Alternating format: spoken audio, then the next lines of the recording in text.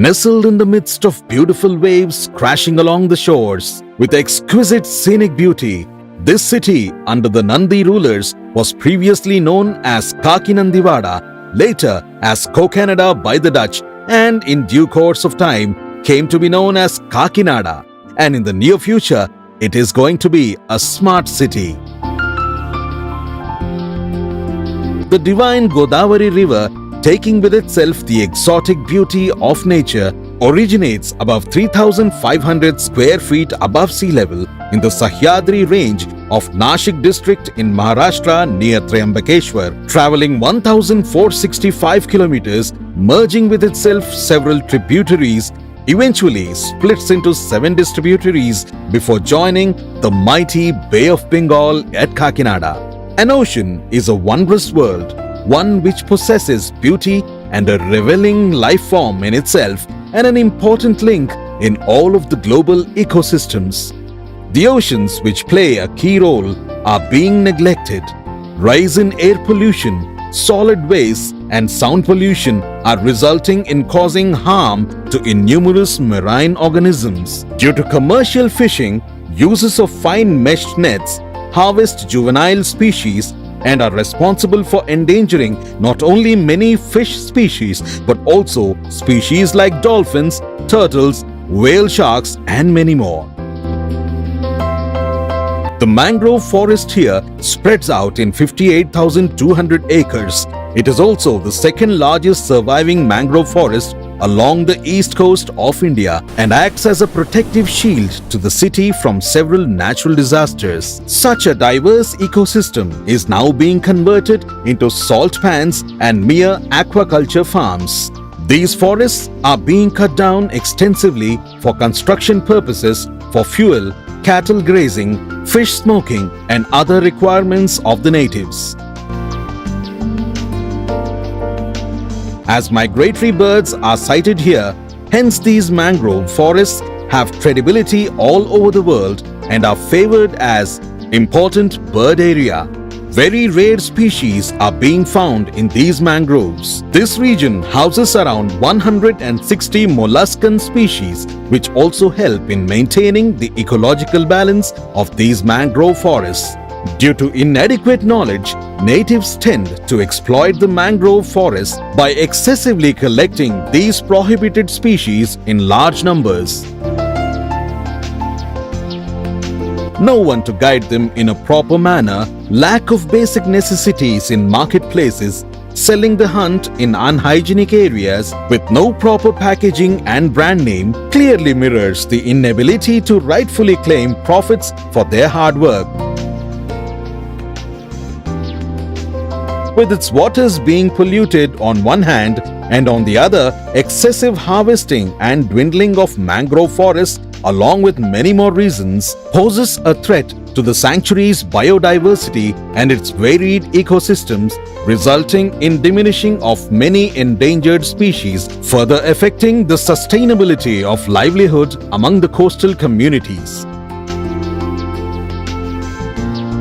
After thorough analysis of all these facts, the central government, Ministry of Environment, Forests and Climate Change, Andhra Pradesh State Government, Global Environment Facility UNDP had established EGRI Foundation in June 2011. EGRI Foundation, East Godavari Riverine Estuarine Ecosystem, is established during June 2011 and the project area is around 800 square kilometers of mangrove forest covering the famous Koringa Wildlife Sanctuary. The main object of the project is to conserve the mangrove forest duly balanced with the development, and for this the project has taken up lot of developmental activities for the past 4 years by giving lot of employment generation to the dependent villages, and lot of activities taken up by the EGRI is given a fruitful results. EGRI Foundation, after analyzing the lives of these fishermen, had organized training camps in various technical areas to many people.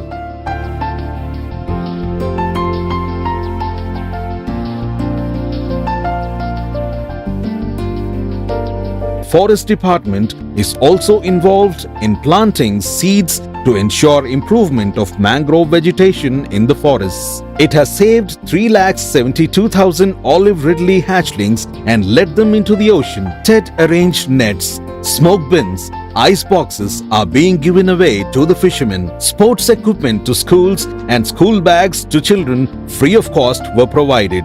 Forest Department. A part of these mangrove is being developed as community-based ecotourism.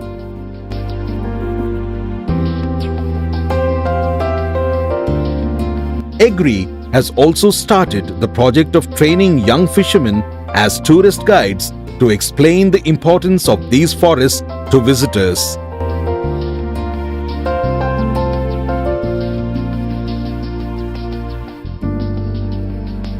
For the fishing community, residents, the industrial sector and students of the region, EGRI Foundation on aspects like environment protection and conservation, the importance of mangrove, flora and fauna and Wildlife Protection Act 1972 has conducted several awareness programs and meetings.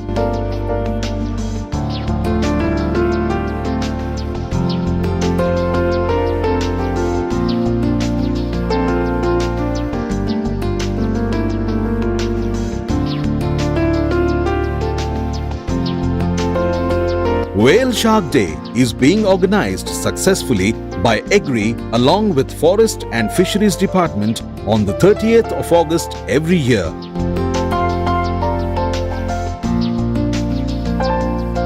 The EGRI Foundation has installed cameras in these mangroves to study the lifestyle of animals living in these forests and to do research on endangered species of flora and fauna.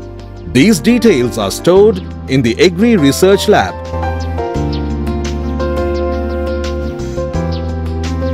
The results are also made available in the EGRI libraries for future reference.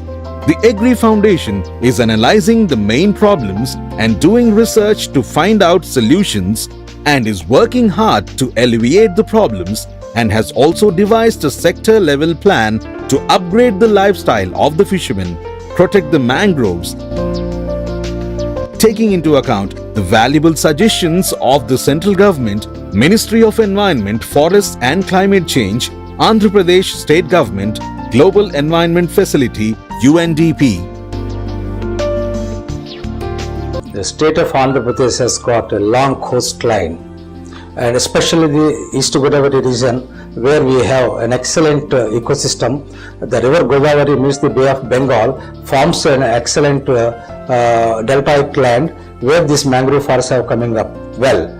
And mangroves are the abodes for the fisheries and also for the migratory birds. This is the place where many industries are coming up fast, and there will be definitely some kind of impact.